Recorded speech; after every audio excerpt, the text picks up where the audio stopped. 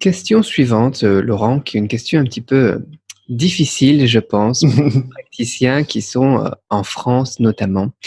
Je trouve que c'est quand même sacrément compliqué d'exercer en France et on n'a pas beaucoup d'informations aussi sur la qualité des médecins, ce genre de choses.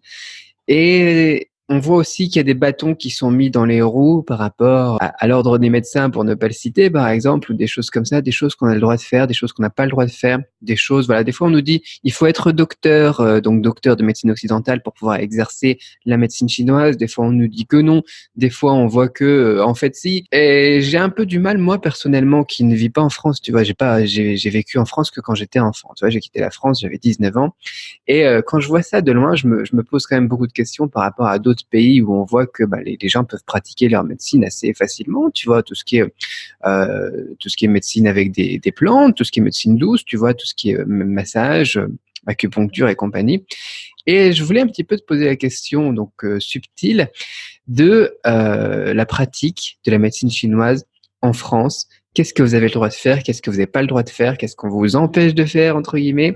Ce genre de choses. Ah oui, ça c'est un peu la question minée, comme tu dis. Oui, oui, oui, c'est la question un peu scabreuse en France. Alors, si je ne dis pas de bêtises, je vais commencer.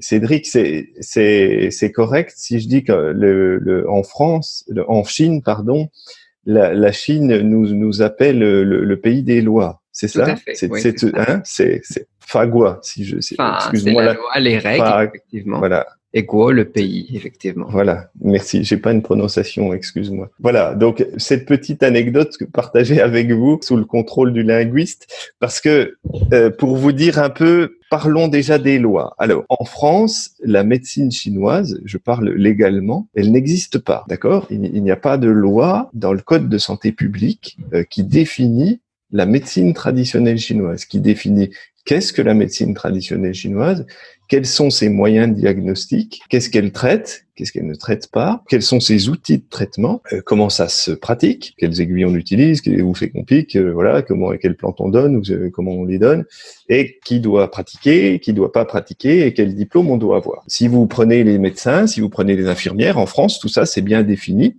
Hein, si vous prenez un médecin, si vous prenez une infirmière, elle a un diplôme. Il y a dans le code de santé publique, on vous dit quel diplôme, quel ministère le délivre. Tout est écrit. Et il y a ce qu'on appelle des décrets. Et dans les décrets, il est défini ce qu'une infirmière doit faire, a le droit de faire. Elle a le droit de faire des prises de sang, et comme ci, et comme ça, et qu'elle n'a pas le droit de faire si elle n'a pas une prescription d'un médecin. Voilà. Tout ça, c'est bien décrit. On porte bien notre nom en Chine, le pays des lois. C'est effectivement, nous, c'est notre grande spécialité locale. Donc tout ça est bien décrit.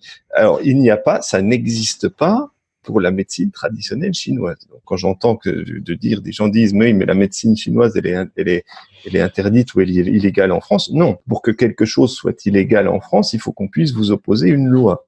Or, aujourd'hui, il n'y en a pas. Ça n'existe pas. La médecine chinoise en France n'est pas définie légalement dans le code de santé publique. Donc, c'est la particularité de la France, si ça n'est pas défini, personne ne peut vous interdire légalement de pratiquer quelque chose qui n'existe pas. Ok, Ce qui paraît somme toute assez logique. c'est assez logique.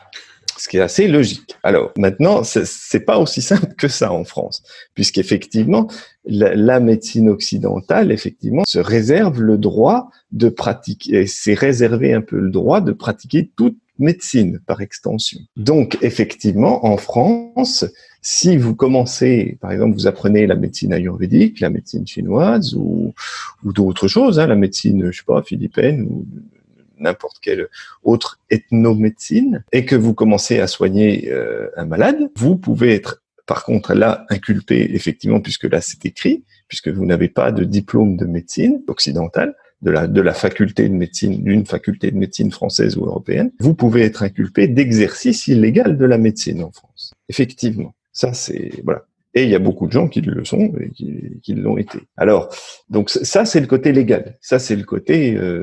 et je vois aussi beaucoup de gens sur Internet qui écrivent qu'on n'a pas le droit de piquer en acupuncture. C'est pareil, s'il y a quelqu'un qui sait me sortir un article de loi qui définit l'acupuncture dans le Code de santé publique français, n'hésitez pas à me le dire, parce que moi, jusqu'à preuve du contraire, ça n'existe pas. L'acupuncture n'est pas, comme le reste, définie légalement. Quand je dis définie légalement, c'est-à-dire comme les prises de sang pour une infirmière, quelle aiguille on utilise, quel point on doit piquer, qui doit le faire, comment ça se fait, ça n'est pas défini par décret. Il n'existe pas de définition complète de la pratique de l'acupuncture, de Zheng Jiufa.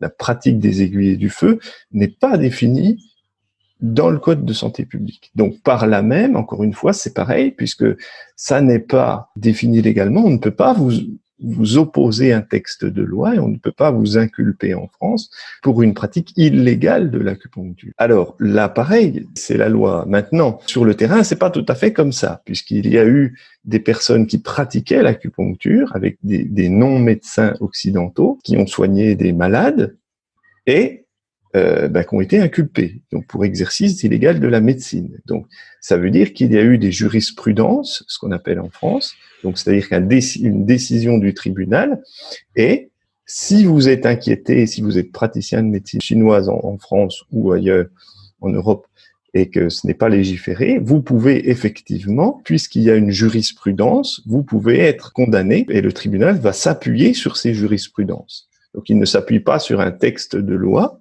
encore une fois, mais il va s'appuyer sur une jurisprudence. Voilà, ça c'est pour la partie légale. Alors, dans les faits, de ce que moi j'en sais aujourd'hui, les gens qui ont été inculpés, effectivement, c'est des gens quand même qui avaient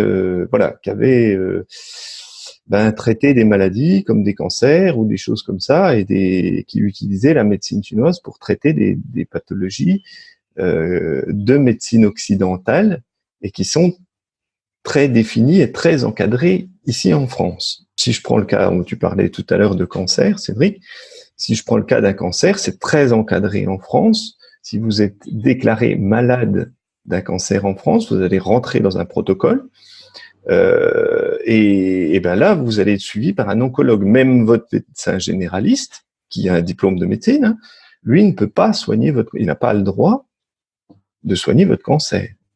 Il n'a pas le droit de prescrire quoi que ce soit pour le cancer. Il n'a pas le droit de prescrire quoi que ce soit pour le cancer. Voilà. Donc, il y a des pathologies comme ça en France qui sont extrêmement définies, qui sont bien précisément. Et c'est sûr que si vous, en tant que praticien, vous commencez à rentrer dans ce genre de choses et que vous allez soigner, voilà, pour ça, il y a toutes les chances que vous allez avoir de gros problèmes assez vite. Alors, ça, c'est pour ce qui est du terrain. Comme dans la continuité de ce qu'on disait tout à l'heure, Cédric, pour moi, c'est pas ou l'un ou l'autre. Ma pratique, elle est pareille. Moi, ma posture et ma position, elle est de dire je ne suis pas médecin occidental et je ne traite pas la maladie au sens de la médecine occidentale. Alors non seulement je le dis, mais en plus c'est vrai, hein, c'est ce que je pratique au cabinet. C'est une réalité. Je ne traite pas la maladie. Je ne suis pas médecin, et encore une fois, et je ne traite pas la maladie. Moi, je suis praticien de médecine traditionnelle chinoise, et quand je propose des traitements ici au cabinet, ce sont des traitements souvent complémentaires, bien sûr, avec le médecin, et qui traitent le terrain. D'accord ? On va traiter le terrain. Je ne m'occupe pas de la maladie. C'est pas mon rayon, et je n'ai pas fait les études pour ça. J'ai pas été formé pour donner des médicaments. J'ai pas été formé pour traiter la maladie, pour diagnostiquer la maladie et la traiter. Moi, j'ai appris la médecine traditionnelle chinoise, qui a un diagnostic qui lui est propre, qui a des outils qui sont en face de ce diagnostic qui lui sont propres et qui vont aider la personne à recouvrir la santé. Donc nous, on va plutôt s'occuper du terrain ici.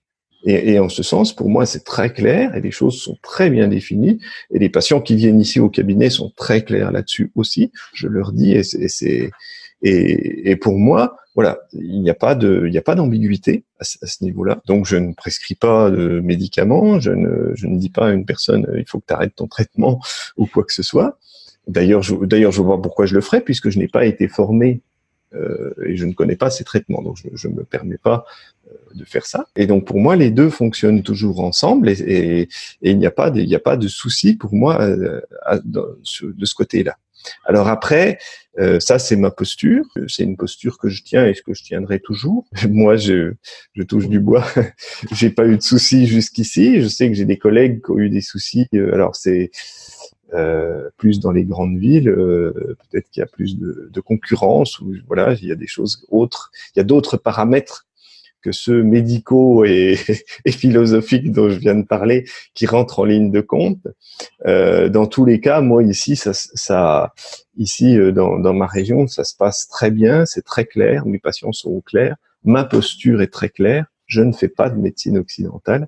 Mes patients le savent et les praticiens, les professionnels de santé que je côtoie, puisqu'il y a c'est un secret pour personne, mais il y a des infirmières, il y a des professionnels de santé, des pharmaciens et des médecins avec qui je travaille, qui m'envoient des patients, avec qui on a des patients en commun, et ça fonctionne très bien. Et parce que pour moi aussi, je pense, parce que c'est clair aussi dans ma tête, et c'est clair dans la tête de mes patients. C'est vrai que c'est ce qu'il faut dire. C'est vrai que je pense que le problème de l'ordre des médecins et de certains médecins aussi, c'est que parfois ils voient des praticiens qui sont un petit peu comme des charlatans et qui vendent, je sais plus comment ça s'appelait, les fioles d'huile de serpent, je sais pas quoi, là, les trucs qu'ils faisaient aux États-Unis là. Plus c'était quoi le truc, mais bon, des remèdes miracles, tu vois. Et ils disent voilà, je vais traiter votre cancer, prenez ça, et hop, ça disparaît. Et on en voit aussi beaucoup sur Internet qui nous proposent des plantes miracles qui soignent tout.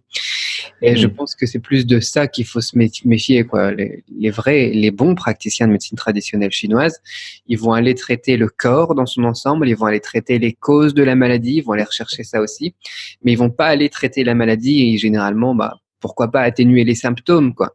Mais c'est tout, ça s'arrête là. Et un bon médecin traditionnel chinois comme moi, par exemple, j'en ai vu un il y a pas longtemps à Bangkok, là, au Chinatown pour ma fille, et il m'a quand même recommandé d'aller faire une consultation chez le médecin occidental.